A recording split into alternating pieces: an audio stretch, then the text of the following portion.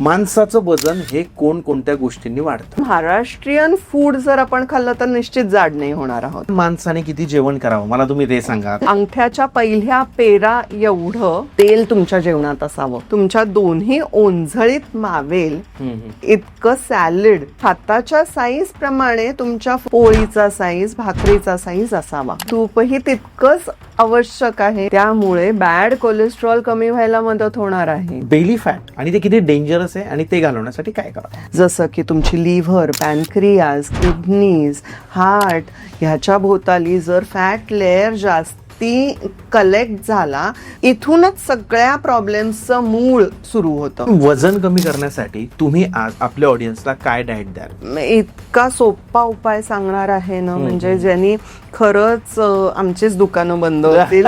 साधे रोजचे पोहे उपमा सोडून थालीपीठाकडे थोडंसं स्विच व्हा.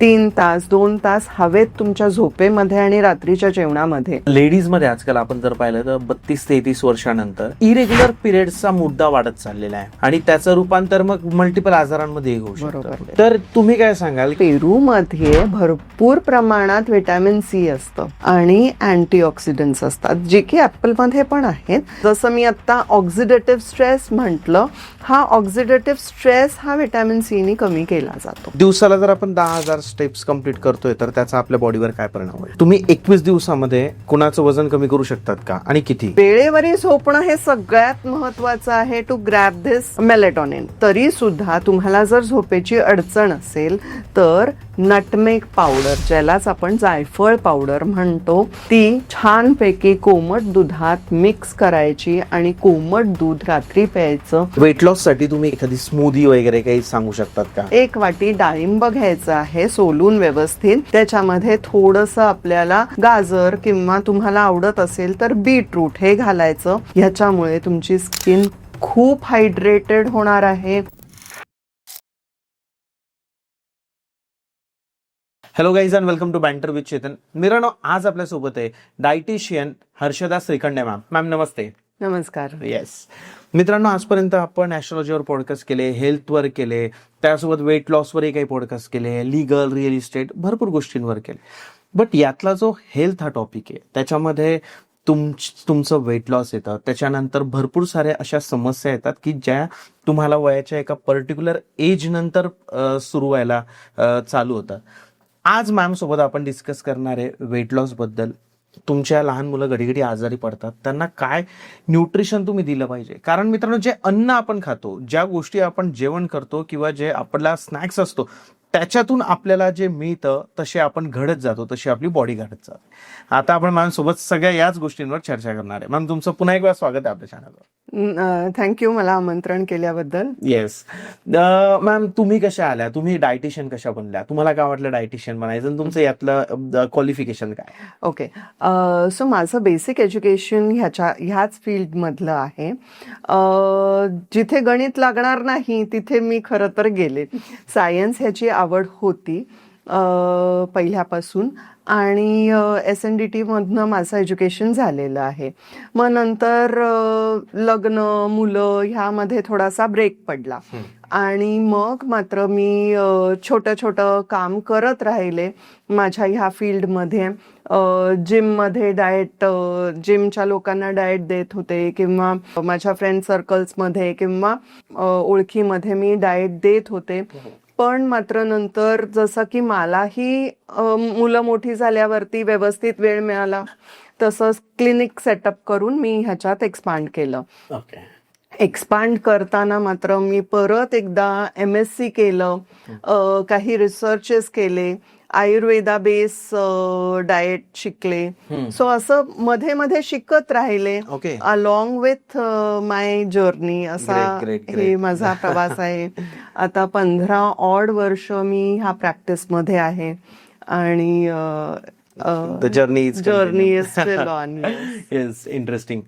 मॅम, वेट लॉस हा एक जो कन्सेप्ट आहे आपला, की आजकाल प्रत्येक जण हा त्याला वाटतं की आपलं वजन नको वाढायला पाहिजे वगैरे. बरोबर. तर तुम्ही काय सांगाल की माणसाचं वजन हे कोणत्या गोष्टींनी वाढतं?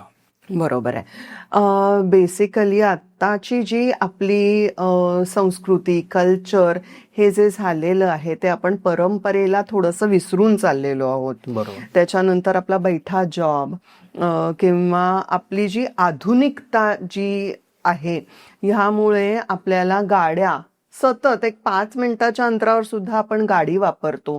त्यामुळे आपलं जे कॅलरी बर्निंग आहे किंवा आपलं जे दळणवळण आहे शरीराचं ते कमी होत चाललेलं आहे.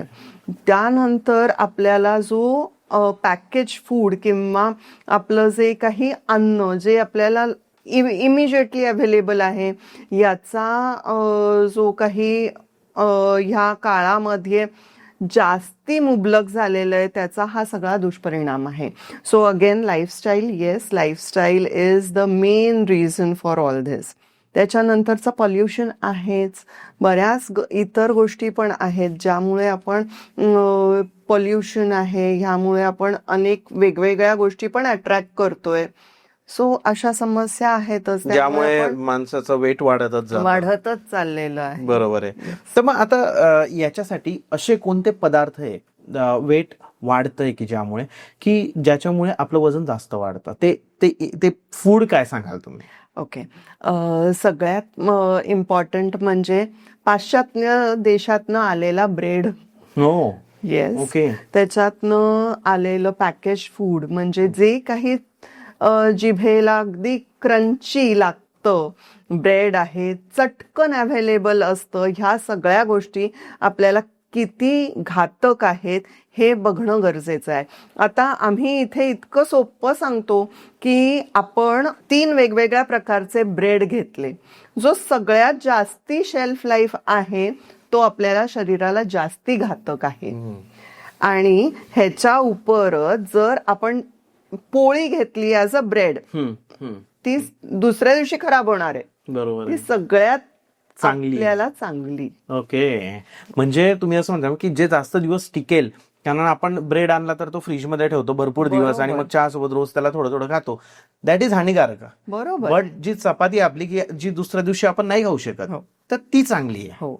सो असे जे काही आपल्याला जास्ती टिकणाऱ्या गोष्टी आहेत नेहमी लक्षात ठेवायचं की ह्यानी आपली जाडी वाढू शकते. बरोबर आहे. मॅम, भाताने वजन वाढतं का? अगदीच नाही. नाही. कसं का? आम्ही भातानी सुद्धा वेट लॉस डाएट मध्ये सुद्धा आम्ही भात देतो. एखाद्या सवाष्णीची ओटी आपण कशाने भरतो? तांदूळ. खणा नारळानी तांदूळानी ओटी भरतो.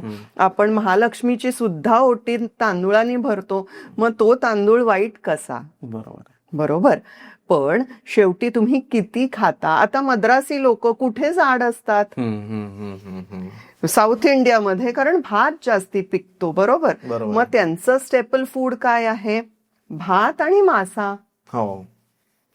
पण आपल्या त्या कल्चरमध्ये एवढी जाडी नाही बघितली जात किंवा अशी लोक आपल्याला नाही बघितली जात. सो बेसिकली आपल्या ज्या कल्चरमध्ये आपण वाढतो, म्हणजे आता आपण महाराष्ट्रात आहोत, तर महाराष्ट्रीयन फूड जर आपण खाल्लं तर निश्चित जाड नाही होणार आहोत. महाराष्ट्रीयन कल्चरमध्ये आपला मसाले भात पण आहे, फोडणीचा भात पण आहे आणि साधा वरण भात पण आहेच ना.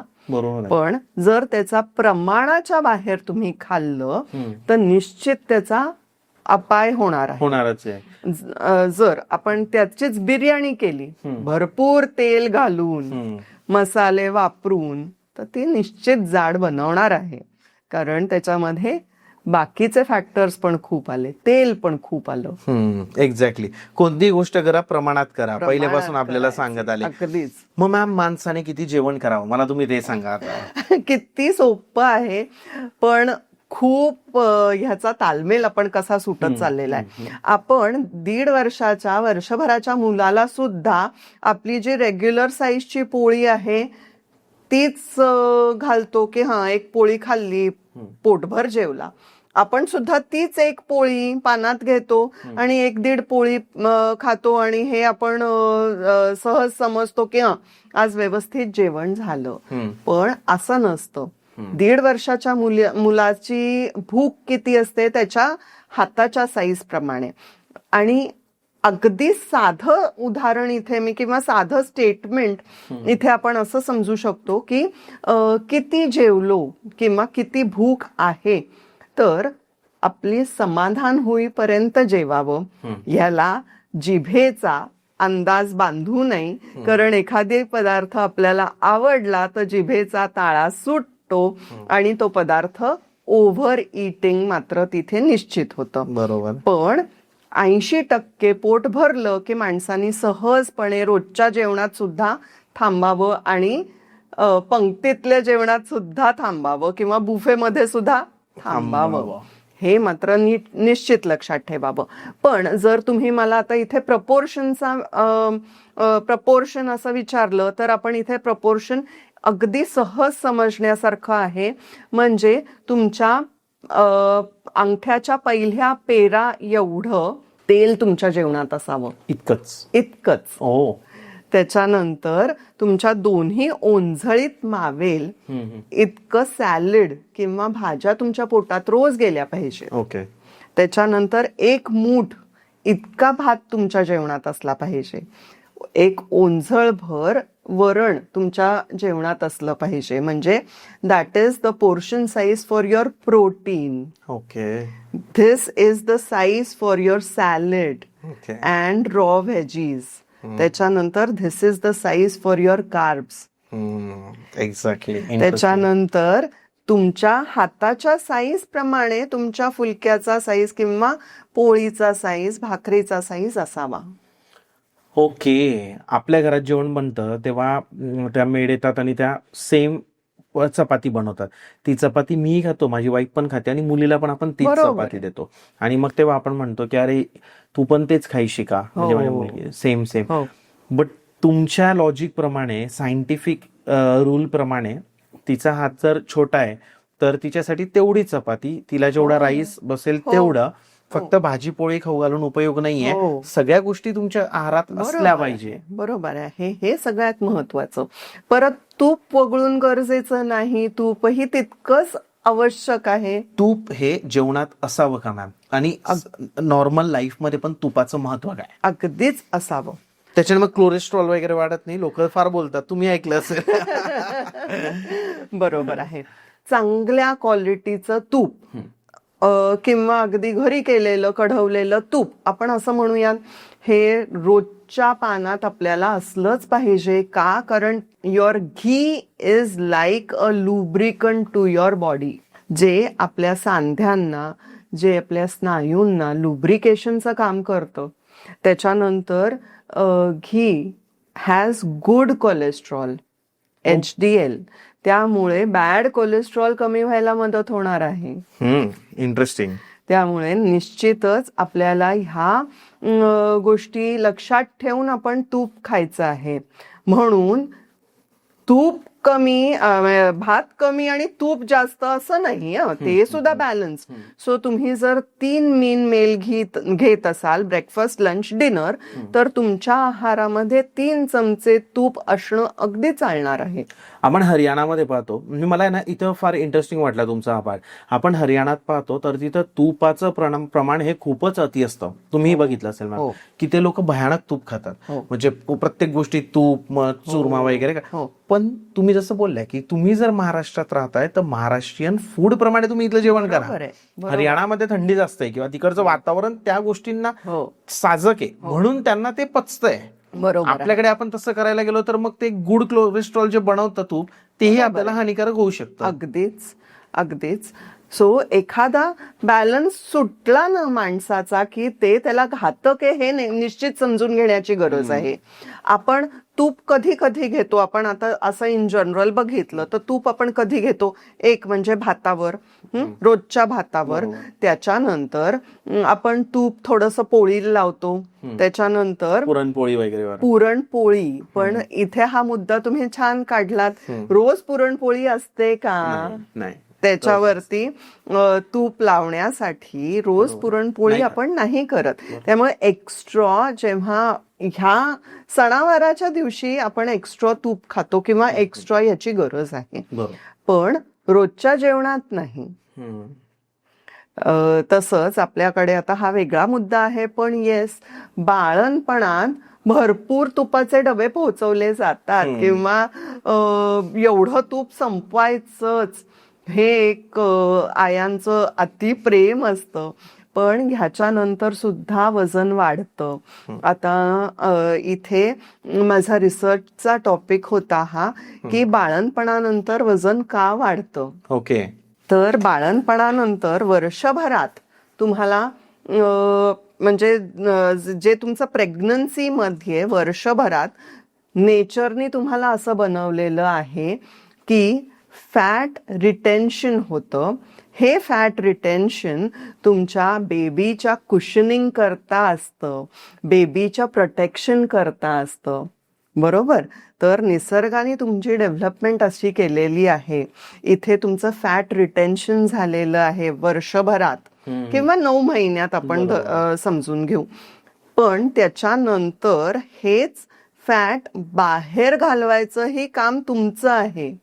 ते नेचर नाही करणार ना. ते नेचर नाही करणार आहे. बरोबर. बरोबर आहे. बरोबर आहे. पण मग जितकं तुम्ही आता ह्याचा कसं आहे की त्या काळात म्हणजे बाळणपणानंतर लॅक्टेटिंग मदर ही किमान 3 महिने तरी अगदी आराम करत असते.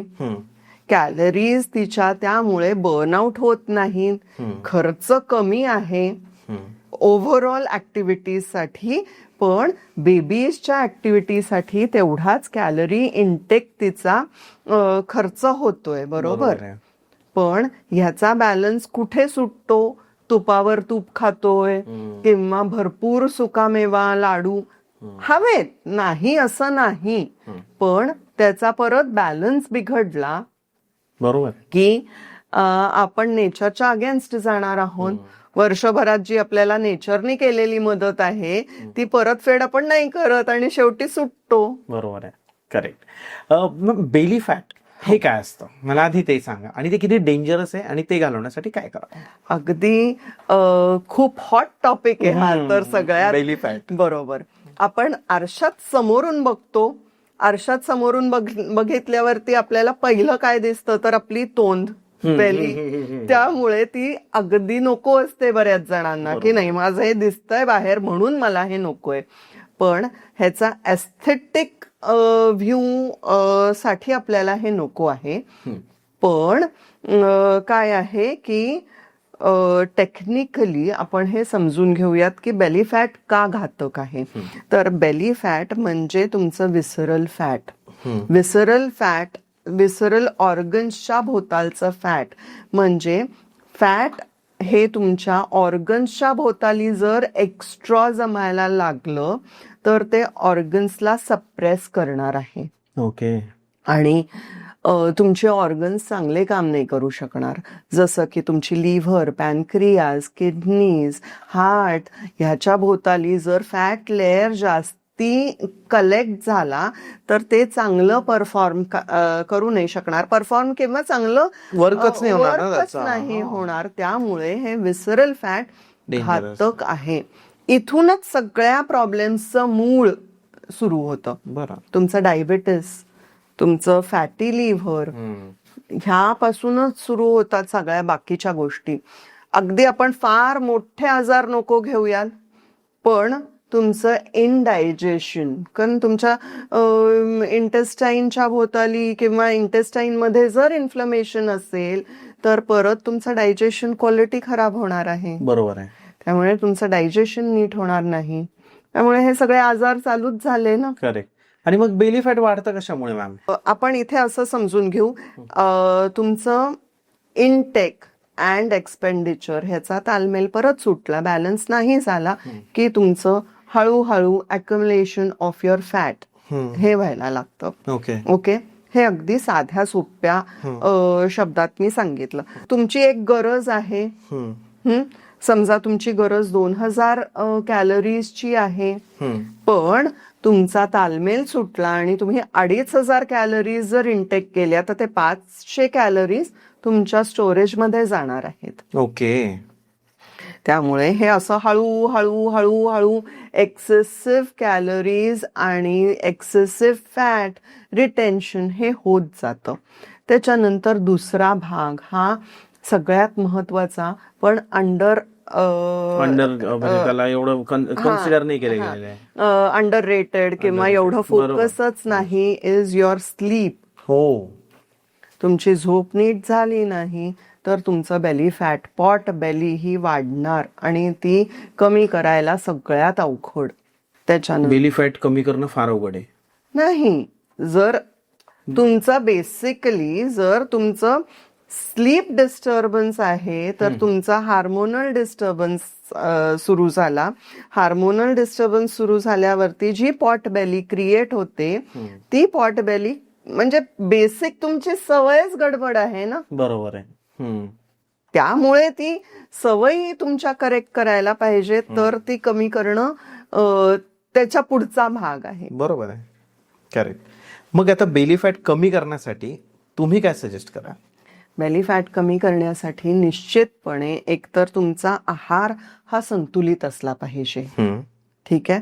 आणि अजून एक म्हणजे इथे मी डायजेशन इम्प्रूव्ह करायचं असेल तुम्हाला तर म्हणजे बेसिकली एक्स्ट्रा जे काही तुमचं फॅट आहे किंवा एक्स्ट्रा इन्फ्लमेशन म्हणूयात हे कमी करण्यासाठी अगदी सोपा उपाय आहे. तुमचं जिरं पाण्यात भिजत घालायचं आणि सकाळी आपण हे उकळायचं आणि हे पाणी प्यायचं आहे. ह्यामुळे तुमचं डायजेशन इम्प्रूव्ह होतं. ह्याच्यामुळे मध्ये तुम्ही थोडीशी बडीशेप घातली तरीही चालेल. यामुळे तुमचं डायजेशन इम्प्रूव्ह होतं, इन्फ्लमेशन कमी व्हायला मदत होते आणि हळूहळू तुम्ही बघाल की जिथे तुमच्या बेली फॅट सुद्धा रिड्यूस व्हायला मदत होते. हो का? हो, हे रोज करायचं? रोज करायचं. त्याच्याबरोबर तुमचा डाएट हा नीट करेक्ट इम्पॉर्टंट आहे. बरोबर आहे. त्याच्या बरोबरीने डाएट नीट असेल तर ह्या गोष्टी अगदी छान वर्क होतात. करेक्ट, बरोबर. पण तुम्ही बॅड कोलेस्ट्रॉल आणि गुड कोलेस्ट्रॉल हो. तर मला असं सांगा की which are the bad cholesterol ज्याच्याने क्रिएट होतं बॅड कोलेस्ट्रॉल आणि असे कोणते पदार्थ आहे ज्याच्याने गुड कोलेस्ट्रॉल? एक तर कळालं आपल्याला तूप आहे. हो, तर तुम्ही दोन्ही सांगा. नक्कीच. आता बॅड कोलेस्ट्रॉलचं जर काही उदाहरणं घ्यायची झाली तर ट्रान्स फॅट जे आपल्याला मिळतं डालडामधून मिळतं, डालडा तूप, त्याच्यानंतर रिफाईंड ऑइल्स, त्याच्यानंतर पॅकेज्ड फूड, त्याच्यानंतर बटर, चीज, मेयो या सगळ्यातनं हे ट्रान्स फॅट मिळतं आणि हे आपली बॉडी नीट मेटाबलाइज करू शकत नाही. त्यामुळे हे स्टोरेज मध्ये जातं आणि ह्याचं रूपांतर पुढे फॅटमध्ये होतं. ह्याच्याच बरोबर चांगलं कोलेस्ट्रॉल किंवा चांगले हेल्दी फॅट्स कुठले तर तुमचे नट्स अँड सीड्स आहेत, त्याच्यानंतर तुमचं तूप आहे, साधं घरातलं लोणी आहे. ह्याच्यातनं हे गुड कोलेस्ट्रॉल मिळणार आहे. त्याच्याबरोबर अवाकाडो आहे किंवा अशा कुठल्या गोष्टी पण आहेत ज्या आपल्याला गुड कोलेस्ट्रॉल देतात. आणि बॅड कोलेस्ट्रॉलमुळे आपल्या बॉडीवर काय काय परिणाम होतात? बॅड कोलेस्ट्रॉल हे बॅड आहे ऑब्विसली. ते पदार्थ खाल्ल्यामुळे. एक्झॅक्टली. बट बॅड कोलेस्ट्रॉल समजून घेऊयात की बॅड कोलेस्ट्रॉल काय करतं. तर bad cholesterol is like a wax, okay, to your body, जे पुढे जाणार आहे तुमच्या ब्लड स्ट्रीम्स मध्ये आणि तिथे ब्लॉकेजेस निर्माण करणार आहेत. त्यामुळे ह्यामुळे तुम्हाला बीपी सारखे आजार होऊ शकतात. त्याच्यानंतर हाय कोलेस्ट्रॉल हा एक itself is a disorder disease.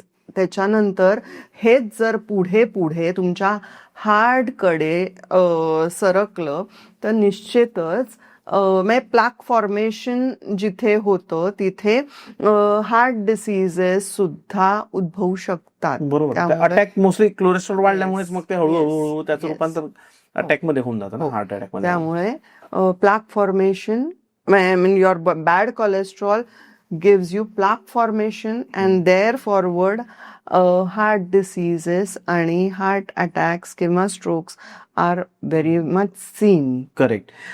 मग वेट लॉस करणे आणि मसल लॉस होणे या दोघांमध्ये मेजर डिफरन्स आहे. हा, very हा good. लोकांना कळत नाही. येस. तर तुम्ही काय सांगाल की तुम्ही जे करताय, आता काय होतं ना, लोक कोणतंही ज्ञान न घेतात काहीतरी चालू करून देतात, एक्सरसाइज वगैरे किंवा समथिंग, फूड इनटेक वेगळाच कोणता तरी घेतात.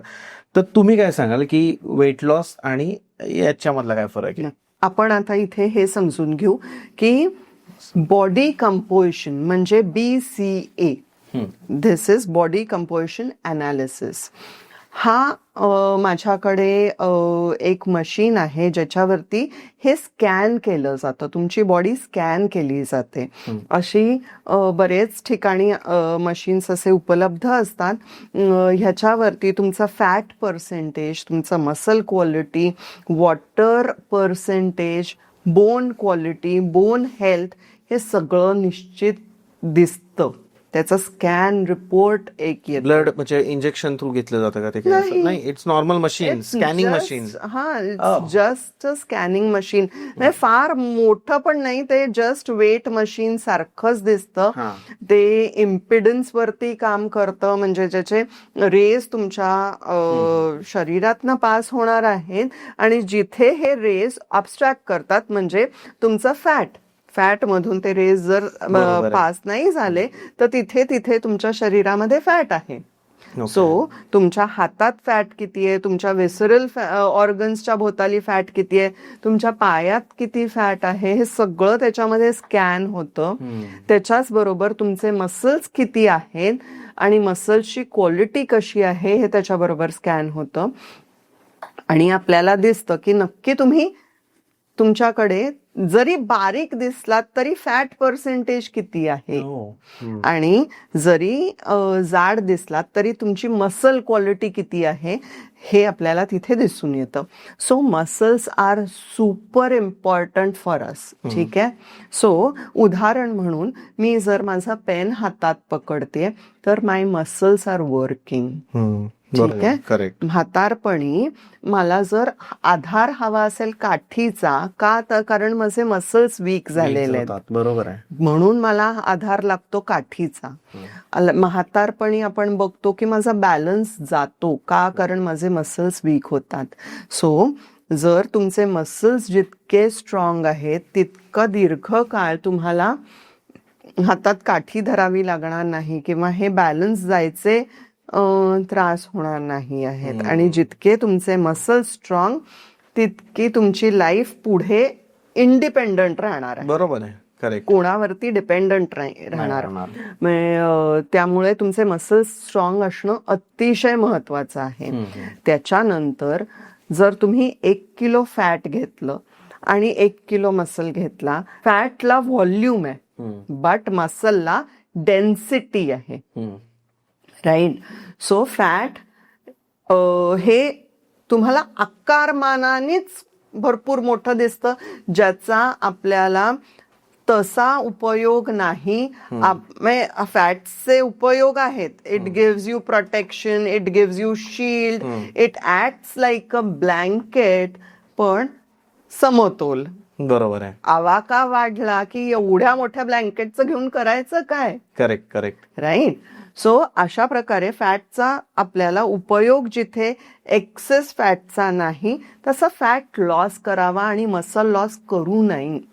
सो तुमचे जे क्रॅश डायटिंग आहे, जे तुम्ही असं मध्येच काहीतरी रॅन्डमली ऐकता, कुठल्या तरी एका मैत्रिणीने केलं, तिला उपयोग झाला म्हणून मी पण करून बघते, तर तसं करू नये. तसं केल्यामुळे मग यांचे फॅट वाढेल आणि वेट म्हणजे मसल कमी होतील, मसल्स कमी होतात, मसल्स वीक होतात. बरोबर. आणि सगळ्यात खूप इम्पॉर्टंट गोष्ट ही लक्षात घ्यायची आहे की तुमची मसल्स हे फॅक्टरी आहे फॉर फॅट बर्निंग. हो. त्यामुळे तुमचे जर मसल्स वीक झाले तर ठीक आहे, म्हातारपणी होईल ना, पण मी आता 40च आहे तर काय बिघडतंय, माझा वेट लॉस तर होतोय ना. बरोबर आहे. अशा टेम्पररी बिलीफनी सुद्धा काही जण करतात. पण muscles are the factory for burning your fat. Ma'am, तुम्ही ऐकलं असेल की शुगर खूप डेंजरस आहे. म्हणजे भरपूर लोक साखर बंद करतात, की शुगर ऑफ केली आहे, असं तर एक ट्रेंड सुरू आहे आजकाल की शुगर ऑफ. तुम्हाला काय वाटतं, शुगर बंद केली पाहिजे, पुन्हा साखर बंद केली पाहिजे? आपण इथे साखर म्हणजे 2 फॅक्टर्स समजून घेऊयात. आणि तिसराही एक समजून घेऊ. हल्ली खूप लोक म्हणतात की नाही नाही, I am off sugar, but मी जॅगरी सुरू केलेली आहे. तर जॅगरी म्हणजे गुळ, शेवटी साखरच आहे. So sugar should not be replaced if you want to stop sugar.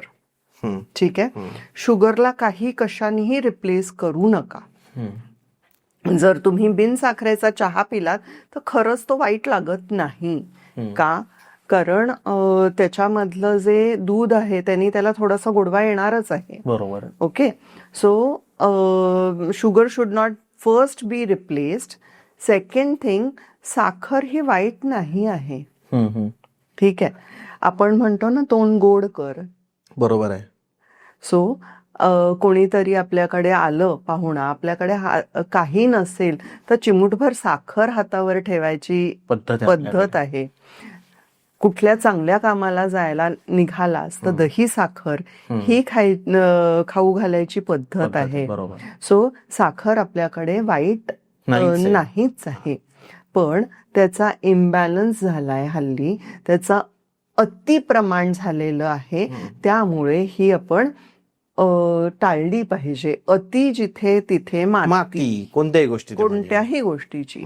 आणि हल्ली आपल्याकडे हिडन शुगर जी आहे ती सगळ्यात डेंजरस. का? आणि त्यामुळे साखर पण वाईट आपण आता हल्ली समजायला लागलेलो आहोत. तर पेस्ट्रीज, त्याच्यानंतर तुमचे बन्स, त्याच्यानंतर डोनट्स, वेगवेगळ्या प्रकारचे आईस्क्रीम्स, हे सर्रास आपण वापरतो, खातो. ह्याचा दुष्परिणाम आपल्या शरीरावरती दिसत चाललेला आहे. आणि एक्सेस, तुम्ही एखादी गोष्ट इतकी एक्सेस पोटात घातली, जर ती नीट मेटाबलाइज नाही झाली, जर त्याचा मेटाबलाइज नाही झाली, आपण असं समजून घेऊयात की तुम्हाला ती नीट युटिलाइज नाही झाली, तर ती स्टोरेज मध्ये जाणार आहे. बरोबर आहे. Where it is going to get stored in your fat cells, fat tissues. साधं तुम्हाला इथे एक गणित सांगते, अगदी लेमॅनला समजेल असं. एनिथिंग दॅट यू ईट, तुमची बॉडी काय करते, तर तुमची बॉडी तुम्हाला एनर्जी देण्यासाठी ही गोष्ट वापरणार आहे. करेक्ट. ठीक आहे, मग तुम्ही पोळी खा, तुम्ही भात खा, किंवा काहीही एखादं फळ खा, ही गोष्ट तुमच्या पोटात जाऊन तुम्हाला एनर्जी देणार आहे. करेक्ट. आणि तुमची बॉडी ब्रेकडाऊन करणार आहे हे फूड, आणि एनर्जी म्हणजे ग्लुकोज फॉर्मेशन तुमची बॉडी करणार आहे. ठीक आहे. Any excess glucose not used then forms into fat and is stored as fat. Okay. ठीक आहे. जर तुमची एवढी खाल्लेली ही साखर युटिलाइज नाही करू शकली बॉडी, तर त्याचं बनतं फॅट. त्यामुळे ते घातक आहे. एक्सेसिव्ह नका करू. चहा प्यायचा आहे, दिवसाला एक चहा प्या, ते पण नॉर्मल शुगर किंवा ते पण नसलेला. अतिरेक झाला की मग प्रॉब्लेम आहे. पण मग चहा प्या ना, त्याच्या बरोबरीने बिस्किट बुडवून, क्रीम रोल बुडवून. That is wrong. That is wrong. It creates excessive sugar. जास्त शुगर बनवते आणि मग तुमच्या बॉडीला त्याचा त्रास व्हायला सुरुवात. बरोबर. फॅट बनला की त्रास. बरोबर. आणि हिडन शुगर म्हणजे हिडन शुगर नाही, फ्रुट्स नाही. Fruits are healthy sugar. Okay. In healthy way. But hidden sugar is your whites, सगळे मैदाज, पास्ताज, ब्रेड्स, ह्याचा याच्यात हिडन शुगर आहे. This is all sugar. बरोबर आहे. करेक्ट. वजन कमी करण्यासाठी तुम्ही आज आपल्या ऑडियन्सला काय डाएट द्याल? वजन कमी करण्यासाठी सगळ्यात महत्वाचं म्हणजे तुमची प्लेट ही बॅलन्स्ड असली पाहिजे. जसं मी मगाशी प्रपोर्शन सांगितलं तसे सगळे प्रपोर्शनेट तुमच्या एलिमेंट्स, म्हणजे सगळे प्रपोर्शनेट एलिमेंट्स तुमच्या ताटात आहेत ना, एवढं निश्चित बघा. ओके. ठीक आहे. सो तुमचे कार्ब्सही तितकेच इम्पॉर्टंट आहेत, प्रोटीन्सही तितकेच इम्पॉर्टंट आहेत, आणि फायबर आणि मायक्रोन्यूट्रिएंट्स तितकेच महत्वाचे आहेत. सो तुमची प्लेट जेव्हा तुम्ही वाढवून घेताय तेव्हा निश्चितपणे ह्याचा सगळ्याचा समतोल आहे ना, हे निश्चित बघा. हम्म. ओके. आता इंडियन स्टँडर्ड आपले ब्रेकफास्ट म्हणजे काय असतं तर पोहे, उपमा हे आपले इंडियन स्टँडर्ड ब्रेकफास्ट असतं. बरोबर. पण थालीपीठ करायला वेळ लागतो ना थोडासा. ते सुद्धा इंडियन स्टँडर्डच म्हणजे आपलं पारंपरिकच आहे. तर साधे रोजचे पोहे उपमा सोडून थालीपीठाकडे थोडंसं स्विच व्हा. जरी पोहे घेतले तरी त्याच्या बरोबरीने कॉम्प्लिमेंटरी त्याला म्हणून एखादं प्रोटीन सोर्स आहे ना हे निश्चित बघा. एग्ज वगैरे, अंडे वगैरे, एग्ज असतील किंवा मुठभर त्याच्यामध्ये स्प्राउट्स घाला, वगैरे, मटकी, छोले, असं थोडंसं त्याला मॉडिफाय करून किंवा अगदी आपले मटार हल्ली मटार त्याच्यात टाकून पण करू त्याच्यात शकतो. घालून आपण करू थालीपीठ शकतो. खूप स्ट्रॉंग हे का मॅम, पॉवरफुल आहे का बॉडीसाठी? काय काय इन्ग्रेडियंट्स येतात त्याच्यात? थालीपीठामध्ये जी भाजणी वापरली जाते ही सगळ्यात छान, कारण इथे तुमचे वेगवेगळे मिलेट्स इन्क्लुडेड आहेत. तुमचे कडधान्य, डाळी ह्याचा सोर्स आहे. त्याच्यानंतर तुमचं रागी म्हणजे नाचणी ह्याचा इन्क्लूड केलं जातं. त्याच्याच बरोबरीने गहू किंवा तांदूळ वापरला जातो, पण बाकीचे एलिमेंट्स तितकेच तुमचे पौष्टिक वाढतात ना. त्यामुळे तुमच्या वेगवेगळ्या डाळी आणि कडधान्य तितकेच पोटात जातात. बरोबर आहे. रात्री आपण डिनर ला तुम्ही काय सांगाल की डिनर मध्ये काय काय इन्ग्रेडियंट्स हवे? नक्कीच. आता दिवसभरातली जर ऍक्टिव्हिटी आपली बैठं काम आहे, आपण लॅपटॉप समोर किंवा ऑफिस वर्क करतोय किंवा आपली ऍक्टिव्हिटी जर दिवसभरातली त्या मनाने कमी झालेली आहे, तर संध्याकाळी आपला डायजेस्टिव्ह एन्झाईम्स कमी होतात. ओके. ठीक आहे. So digestive enzymes go slow, act slow in evening. ठीक आहे. सो इथे आपल्याला कमी आहार किंवा पोर्शन साईज कंट्रोल जर तुम्ही जेवलात तर नक्कीच तुम्हाला ते पचणार आहे. ओके. म्हणजे वरण भात असेल, डाळ खिचडी असेल किंवा सूप असेल, अगदी भाजी पोळी सुद्धा चालणार आहे किंवा भाकरी भाजी आहे, पण त्याचा फापट पसारा वाढवू नका. रात्रीच्या जेवणाचा थोडंसं कमी ठेवा आणि लवकर जितकं जमेल तितकं तुमचं डायजेशन छान होणार आहे. 3 तास 2 तास हवेत तुमच्या झोपेमध्ये आणि रात्रीच्या जेवणामध्ये इतकं अंतर हवं आहे. जेवणानंतर कमीत कमी 3 ते 4 तास हवे, त्यानंतरच झोपावं. 4 खूप झाले, पण मिनिमम 2 ते 3 तास तरी हवेत. हो, असं नाही की जेवलो आणि लगेच जाऊन पडलो झोपतो आता, असं नाहीये. ह्यानीच ती जाडी वाढत जाते. का? कारण ते फूड डायजेस्टच नाही झालेलं. बरोबर आहे मॅम. समजा आता मी घरीच आहे, मी जेवण केलं, आता 9 वाजता जेवण केलं, बट 9 ते 11 मी टीव्ही बघत बसलो, मग ते चालेल का? की माझी काही ऍक्टिव्हिटी झाली पाहिजे मग तेव्हाच ते जिरेल पोटात? इतका सोपा उपाय सांगणार आहे ना, म्हणजे ज्यांनी खरंच आमचीच दुकानं बंद होतील. प्रत्येक जेवणानंतर 15 मिनिटं जर तुम्ही चाललात तर तुमची जाडी वाढणारच नाही आहे. हल्ली आपण कॉम्प्युटर समोरच जेवतो. आपल्याला वेळच इतका कमी असतो, कारण आपण कॉम्प्युटर समोरच जेवणार, तिथेच ते डबा सरकवणार, तिथेच ताट सरकवणार, पुढे काम कधी चालू केलं, कधी जेवलो, काही आपल्याला अंदाजच नाही. घ्या ना तो अर्धा तास वेळ, द्या ना तुमच्या स्वतःसाठी तो अर्धा तास. बरोबर आहे. व्यवस्थित 20 मिनिटं छान चावून जेवा. त्याच्यानंतर 10 मिनिटं उरली आहेत ती कॉरिडॉर मध्ये चाला. जाडच नाही होणार माणूस, जाडच नाही खूप होणार. कमी लोक पाहत, कुणीच नाहीये ना असं की जेवण केल्यावर चला आता थोडस एक 15-20 मिनिटं आपण राऊंड मारून. There are very few people ma'am. 100 पैकी 5 ते 10 लोक करत असतात. Very few. दुपारी पण जेवण केलं की लगेच कामाला बसून जातो आपण, किंवा रात्री जेवण केलं की टीव्ही लावून बसतो की चला आता दिवसभर खूप काम केलंय असं आवडतो आपण आणि बसून जातो बघायला गेलं. बट स्वतःसाठी वेळच नाही देत ते. स्वतःसाठी वेळच नाही देत.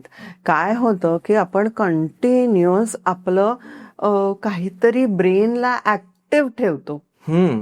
माझा लॅपटॉप आहे, माझं स्क्रीनिंग आहे, काही नसेल तर निदान त्या टीव्हीवरची माणसं काय करतायत ह्याच्यासाठी डोकं घालतो. काही गरज नाहीये ना. बरोबर आहे. इतके सतत आपण जे इन्फॉर्मेशन किंवा आपल्या डोक्यात घालतोय ह्याची खरंच गरज आहे का? नाही. चांगल्या गोष्टी ऐका तुम्ही थोडस आणि फिरा. That is different thing. That is different thing. Correct. पण नाही म्हणजे एक नाही तर दुसरं आपल्या डोक्याला आपण रिकामं ठेवत नाही, तसंच तुम्ही रिकामं राहत नाही ना, बरोबर. ऑक्युपाईडच आहात ना. आणि मग आपल्याला काय होतं की शनिवार रविवार म्हणजे जे आपले वीकेंड्स असतात ते आपले शुक्रवारपासूनच चालू होतात. बरोबर आहे. मग तुम्ही म्हणजे वीकडे इतका मोठा घालवल्यानंतर वीकडे मध्ये इतकं मी काम केलंय, मला अजिबात फुरसतच नाही. आणि मग माझे शुक्रवारपासून वीकेंड पार्टीज, मग फूड पण आणि वेगळं. हल्ली वीकेंडला आपण जर एखादी साधी अगदी हल्लीची फॅमिली घेतली तर वीकेंडला काय ऍक्टिव्हिटी असते? उठायचं, मॉलमध्ये जायचं किंवा कुठल्या फ्रेंड्स बरोबर जायचं. आणि फ्रेंड्स बरोबर जायचं ते काय खायलाच भेटतो आपण. आणि म्हणजे झालंच ना, बरोबर. 2.5 दिवस आपलं सेलिब्रेशन चालूच आहे. लेडीज मध्ये आजकाल आपण जर पाहिलं तर 32-33 वर्षानंतर इरेग्युलर पिरियड्सचा मुद्दा वाढत चाललेला आहे. हो, आणि त्याचं रूपांतर मग मल्टिपल आजारांमध्ये होऊ शकतं बरोबर. पुढे. बरोबर. तर तुम्ही काय सांगाल की न्यूट्रिशन, डाएट हा त्याच्यावरही परिणाम करतो का? अगदीच अगदीच. कसा? तुम्ही जसं तुम्ही जे खाताय तशी तुमची बॉडी आहे. ठीक आहे. So you need to nurture your body. Basically आता आपले जे लाईफस्टाईल बदललेली आहे, आपल्या इथे झोपेच्या सवयी सुद्धा बदललेल्या आहेत. आपण पूर्वी बघायचो की आपण लवकर उठून अभ्यास करायचो. तो जो काही सकाळची वेळ आपल्याला जी मिळायची, शांतता तेव्हा जेव्हा मिळायची तेव्हा आपला अभ्यास चांगला व्हायचा. बरोबर. पण हल्ली रात्री जास्त जागरण करून अभ्यास करायची सवय आहे. सो तुमचं कॉलेजपासूनच ह्या ऍक्टिव्हिटीज आता अशा होत चाललेल्या आहेत. बरं, तुमची जागरणं आहेत, त्याच्यानंतर तुमचं बाहेरचं खाणं आहे, पॉल्युशन आहे, या सगळ्याचा परिणाम तुमच्या हेल्थवरती होणार आहे आणि हार्मोनल डिस्टर्बन्स होणार आहेत. बेसिकली तुमची जेव्हा झोप नीट होत नाही तेव्हा कॉर्टिसॉल लेव्हल जो एक स्ट्रेस हार्मोन आहे हा डिस्टर्ब होतो. आणि त्याच्यानंतर एक हार्मोन डिस्टर्ब झाला की बाकीचे सगळे हार्मोन्सची अलाइनमेंट बिघडते, बदलते आणि पिरियड्स वरती परिणाम होतो. हो. आणि मग डाएट याच्यात कसं काम करेल मॅम? डाएट ह्याच्यात असं काम करेल की balancing your nutrients, balancing your lifestyle, ज्याच्यामुळे आपल्याला हे एलिमेंट्स म्हणजे ऑक्सिडेटिव्ह स्ट्रेस जो काही हा क्रिएट झालेला आहे, हा ऑक्सिडेटिव्ह स्ट्रेस कमी करायला डाएटनी मदत होते. ओके. ऑक्सिडेटिव्ह स्ट्रेस कमी करण्यासाठी आपण फ्रूट्स अँड व्हेजिटेबल्स, त्याच्यानंतर भरपूर ग्रीन्स, भरपूर रॉ फूड, म्हणजे रॉ म्हणजे अगदीच रॉ नाही म्हणते, बट निदान वाफवलेलं ताजं आपण शिजवलेलं अन्न जितकं खाऊ तितका हा ऑक्सिडेटिव्ह स्ट्रेस कमी होणार आहे. ओके. आणि त्यामुळे मग हार्मोनल इम्बॅलन्स व्हायचं थांबून जाईल. बरोबर. आणि मग पिरियड्स रेग्युलर होतील. मग पिरियड्स रेग्युलर होतील. Correct. ह्याच्यामध्ये मी एक आपल्या प्रेक्षकांसाठी जाता जाता एक टिप सुद्धा सांगेन. डाएट बॅलन्स करणं सगळ्यात महत्वाचं आहे. पण सीड सायकलिंग तुम्ही जर केलं, रेग्युलरली काही सीड्स तुमच्या आहारामध्ये ठेवले तर तुमचे हार्मोन्स सुद्धा बॅलन्स व्हायला मदत होणार आहे. तुमच्या पिरियड्सच्या पहिल्या दिवसापासून ते 15व्या दिवसापर्यंत तुमचे पंपकिन सीड्स आणि फ्लेक्स सीड्स ठेवावेत. त्याच्यानंतर 15व्या दिवसापासून ते पिरियड्स येईपर्यंत सनफ्लॉवर आणि सेसमे सीड्स म्हणजे तीळ तुमच्या आहारामध्ये ठेवावेत. ह्यामुळे तुमचे पिरियड्स रेग्युलराईज व्हायला मदत होणार आहे. परफेक्ट. खूप छान तुम्ही सांगितलं. येस. मॅम, मला सांगा की स्त्रियांमध्ये जी एज असते त्यांची, म्हणजे एका एज नंतर जे वजन आहे ते कमी व्हायला थोडा वेळ लागतो का, असं काही असतं? हो. काय आहे, मेनली स्त्रियांची बॉडी ही हार्मोन्स वरती काम करते. म्हणजे hormones are very very important for ladies, females. त्यामुळे 40 नंतर आपले इस्ट्रोजन लेव्हल्स कमी होतात, ड्रॉप व्हायला सुरुवात होते. ठीक आहे. जेव्हा इस्ट्रोजन लेव्हल ड्रॉप होते तेव्हा फॅट रिटेन्शन सुरू करते आपली बॉडी आणि फॅट वाढवत जाते.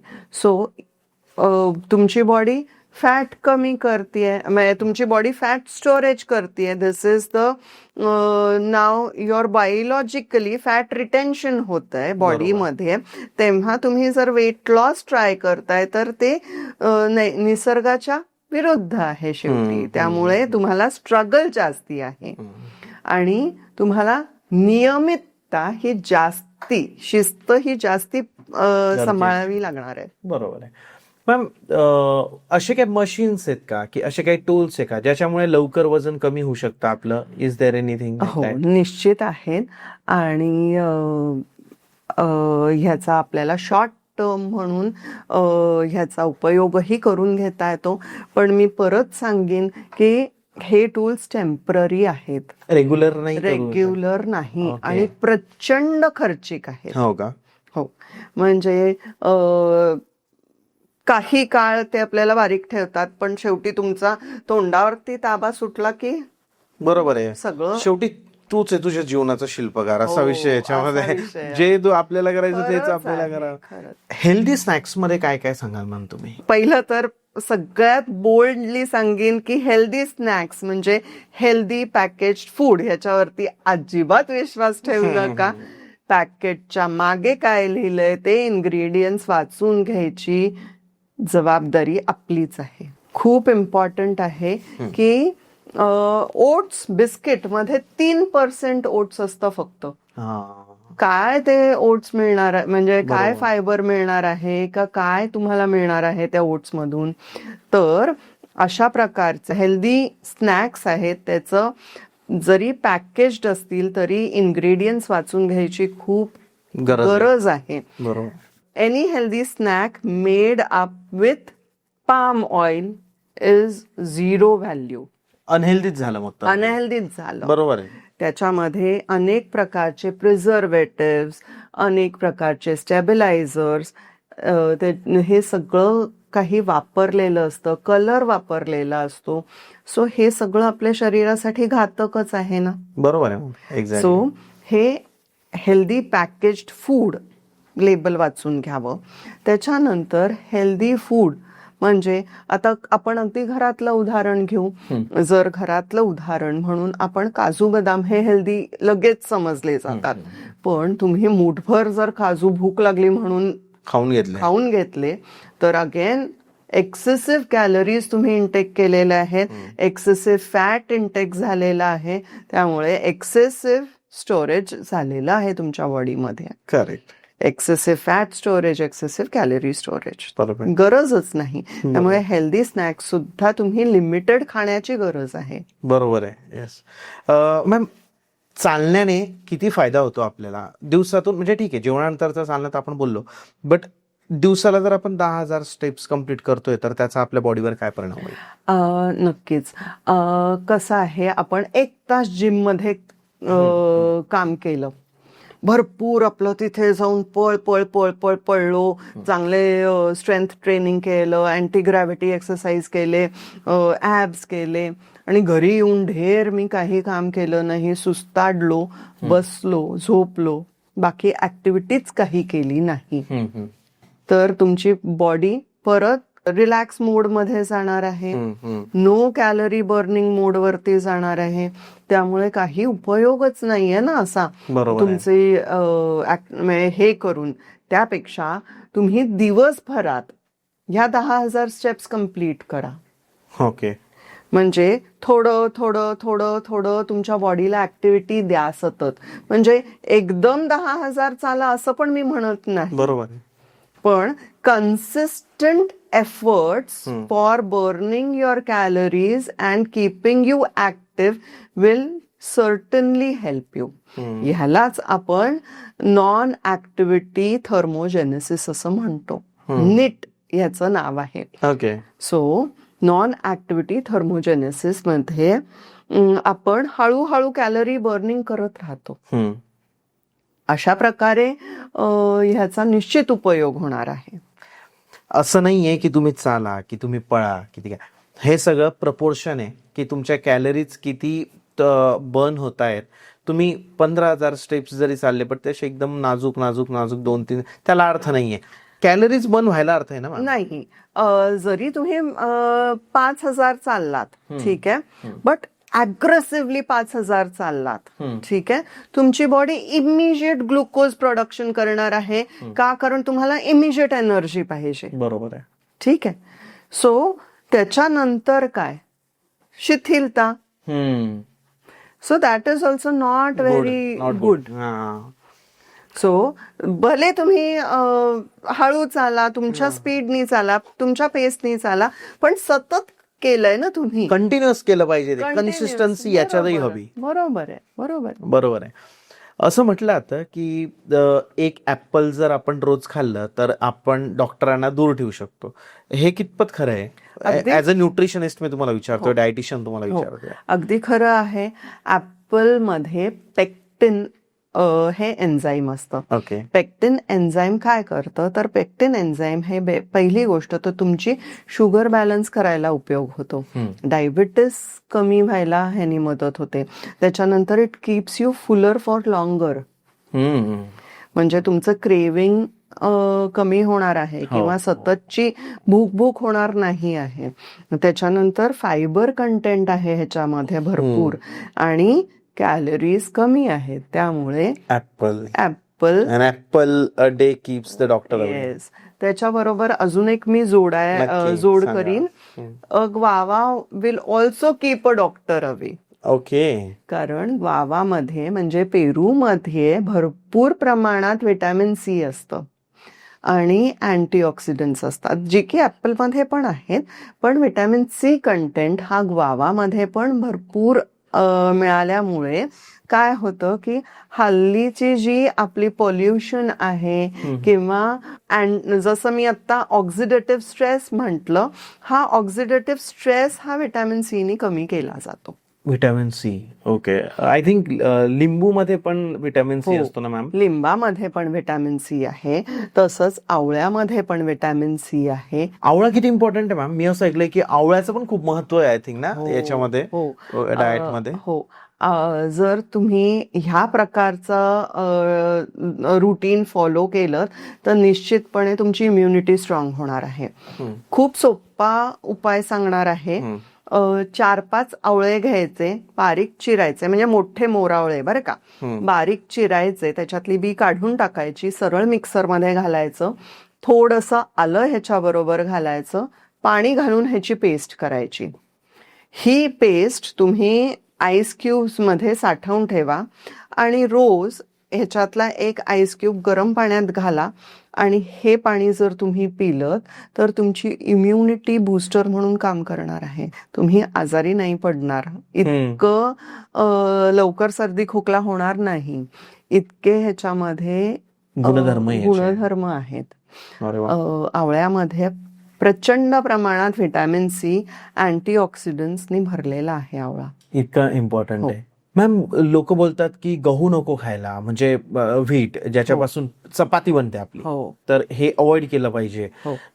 तुमचं काय? लोक फक्त भाकरी खाल्ली पाहिजे, तुमचं काय? पहिली गोष्ट, जर तुम्हाला बारीक व्हायचं असेल तर आपण हे लक्षात घेऊयात की गहू हा जीआय मध्ये हाय आहे, म्हणजे त्याचा जीआय इंडेक्स हा हाय आहे.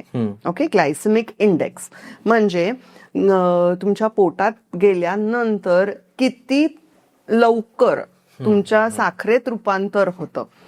ठीक आहे. मी ग्लुकोज मध्ये ब्रेकडाऊन किती लवकर फास्ट होणार आहे आणि लवकर ग्लुकोज बाहेर पडणार आहे याची क्षमता गव्हामध्ये जास्ती आहे. ओके.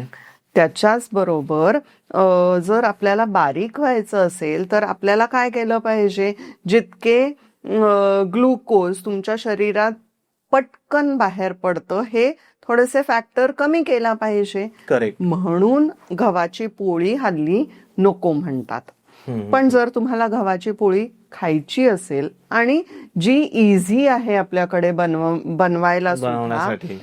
कारण बऱ्याच जणांना भाकरी येत नाही, भाकरी ती थापणं किंवा म्हणजे लाटली जात नाही नाही भाकरी, जमत काही लोकांना. पण काही लोकांना जमत नाही. त्यामुळे गव्हाचं प्रमाण आपल्याकडे तसंही जास्त असतं. जर तुम्हाला गहू खायचा असेल तर त्याच्यामध्ये 50% तुम्ही सातूचं पीठ घाला किंवा ब्रान घाला किंवा ओट्स फ्लार घाला. ह्यासारख्या मिक्सचरनी तुम्ही पोळी बनवा. ब्रान, ओट्स हे सगळं खूप वेगळं झालं, पण निदान तुम्ही त्याच्यामध्ये नाचणी किंवा तुमचं बाजरी, ज्वारी हे तरी घालू शकतो ना आपण. म्हणजे कम्प्लीट गहू न खाता किंवा कम्प्लीट भाकरी येतच नाही म्हणून जर आपल्या पोटात ज्वारी जातच नसेल तर निदान निम्म निम्म करा, ज्यामुळे तुमच्या पोटामध्ये कमी गहू जाईल पण निदान भाकरी सुद्धा जाईल ना, म्हणजे बरोबर आहे, ज्वारी तरी सुद्धा जाईल. हल्ली पूर्वी, आणि तुम्हाला लक्षात असेल तर पूर्वी आपलं गिरणीतलं पीठ सुद्धा जाड यायचं, त्यामुळे आपली आई आजी ते पीठ चाळून घ्यायची. हो, आठवतंय मला. बरोबर. आणि तो कोंडा काढून टाकला जायचा. आता ते पीठ चाळावं लागत नाही, इतकं फाईन असतं. सो आपल्याकडे हल्ली ब्रान, जसं मी म्हंटल तसा ब्रान म्हणजे गव्हाचा कोंडा आहे, जो वरून घालायची गरज पडते. बरोबर आहे. इतकं फाईन पीठ आहे हल्लीचं आपलं. सो परत ह्यानी आपलं वजन वाढणार आहे. करेक्ट. येस मॅम, तुम्ही 21 दिवसामध्ये कुणाचं वजन कमी करू शकतात का, आणि किती, आणि केलंय का? हो, आपल्याकडे 21 दिवसाचे डाएट प्रोग्राम्स असतात जे नेहमी नसतात. आता आम्ही मे महिन्यामध्ये, जूनमध्ये हे प्रोग्राम्स केले, which was a fun activity all together आमच्यासाठी. पण ह्या प्रोग्रामला एकतर खूप छान प्रतिसाद होता आणि ह्यामध्ये 6 किलो सुद्धा आम्ही फक्त जेवणाने कमी केलेलं आहे. अरे वा. सो ही ऍक्टिव्हिटी अशी होती ज्याच्यामध्ये आम्ही काही डाएट प्रोग्राम्स प्री डिझाईन केले होते, जे फक्त वेट लॉसलाच उपयोगी पडतील. म्हणजे त्याच्यामुळे काही तुम्हाला डायबिटीस असेल तर दुष्परिणाम होणार नाही आहे, पण 21 दिवसात डायबिटीस काही रिव्हर्स होत नाही होत, ऑब्व्हियसली नाही. बरोबर. त्याच्याकरता तुम्हाला डेडिकेशनली 3 मंथ्स तरी द्यावे लागतात. तर हा 21 दिवसाचा प्रोग्राम जो होता त्याच्यामध्ये आम्ही छोट्या छोट्या ऍक्टिव्हिटीज किंवा चॅलेंजेस दिले होते. दर 2 दिवसांनी आम्ही काहीतरी चॅलेंज द्यायचो की आज 5,000 स्टेप्स चालायचे, आज 7,000 करायचे, आज जेवणानंतर एक जिना चढायचा आहे, किंवा आज 1 तासभर फोन वापरायचा नाही. So it was all together a fun activity also, ज्याच्यामुळे काही वेगळ्या सवयी लागल्या लोकांना, ज्यामुळे आपल्याला ह्याचा इम्पॉर्टन्स कळला. त्याच्यानंतर आम्ही ह्याच्यामध्ये वेगवेगळी लेक्चर्स घेतली होती, ज्याच्यामध्ये आम्ही पुढे कसा तुमचा गोल असला पाहिजे किंवा पाथवे असला पाहिजे हे समजावून सांगितलं. ओके. सो अशा प्रकारची ही ऍक्टिव्हिटी होती आणि 21 दिवसात आम्ही 6 किलो सुद्धा कमी केलेलं आहे. पण आम्ही निश्चितपणे 21 दिवसात 3 किलो ते 5 किलो वजन कमी करू शकतो. तुम्ही जे सांगतात, जे डाएट देतात किंवा त्या गोष्टींनी. नक्कीच. एक्झॅक्टली. मॅम, आता जेव्हा लोक आपला पॉडकास्ट बघतील आणि त्यांनाही वाटेल की त्यांनी तुमच्यासोबत कन्सल्ट करावं, पण त्यांच्यासाठी काही स्पेसिफिक प्रोग्राम आहे तुमच्याकडे की त्यांना समजा कुणाला असं वाटतं की मला 21 दिवसात नाही करायचं, मला अजून जास्त दिवसात थोडं स्लोली करायचं, काही लोक घाबरतात, तुमचा प्रोग्राम कसा आहे? हो, आमच्याकडे 3 मंथ्सचे प्रोग्राम असतात, ज्याच्यामध्ये आम्ही डायबिटीस मॅनेज करतो, त्याच्यानंतर फॅटी लिव्हर मॅनेज करतो, कोलायटिस पण मॅनेज करतो, वेट लॉस तर आहेच आहे. सो अशा प्रकारचे वेगवेगळे ह्या गोष्टी मॅनेज करतो आणि 3-3 महिन्याचे प्रोग्राम असतात आमचे, जे वेगवेगळे प्रोग्राम आहेत ऑफकोर्स, ज्याच्यामध्ये आपण हे रिव्हर्स करू शकतो आणि हे रिव्हर्स केलेलं सुद्धा आहे. आहे, ज्याच्यामध्ये आपण रिपोर्ट एव्हिडन्शियल ठेवतो. ओके. रिपोर्ट आपण बघत असतो, ज्याच्यामध्ये तुमचे ब्लड रिपोर्ट्स किंवा स्कॅन्स हे बघितले जातात. किंवा मी जसं म्हटलं तसं BCA रिपोर्ट हा सुद्धा एक उत्तम एव्हिडन्शियल आहे, ओके. प्रूफ, ज्याच्यामध्ये आपण फॅट लॉस झालेलं दिसतंय आणि मसल बिल्डिंग वरती काम करतो आणि मसल स्ट्रॉंग करतो.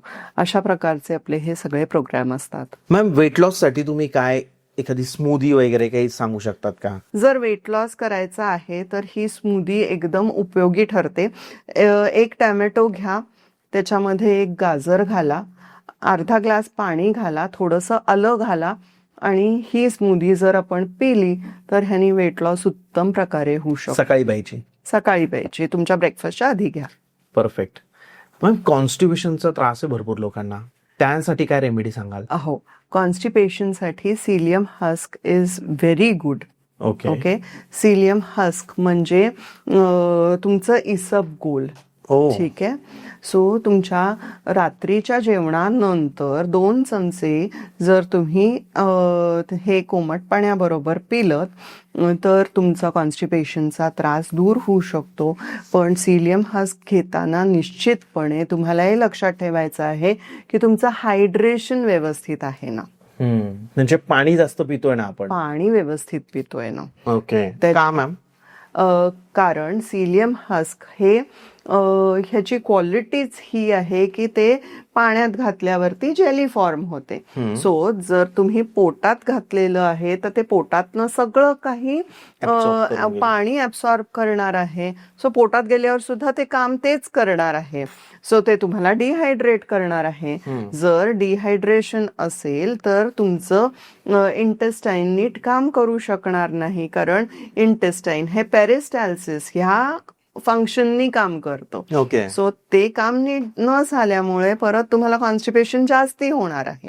त्यामुळे हायड्रेशन व्यवस्थित ठेवणं गरजेचंच आहे. मॅम, इन्फ्लेमेशन कमी करण्यासाठी काय सांगाल? आजकाल हाही आजार वाढत चाललाय. हो, इन्फ्लमेशनसाठी सगळ्यात उत्तम आणि छान रेमेडी म्हणजे तुमचं पपईवरती जर तुम्ही ब्लॅक पेपर घातलं तर तो उत्तम इन्फ्लमेटरी, त्याच्यामध्ये बायोमार्कर्स कमी होतात. कारण पपईमुळे अँटीऑक्सिडंट्स मिळणार आहेत, डायजेशन इम्प्रूव्ह होणार आहे.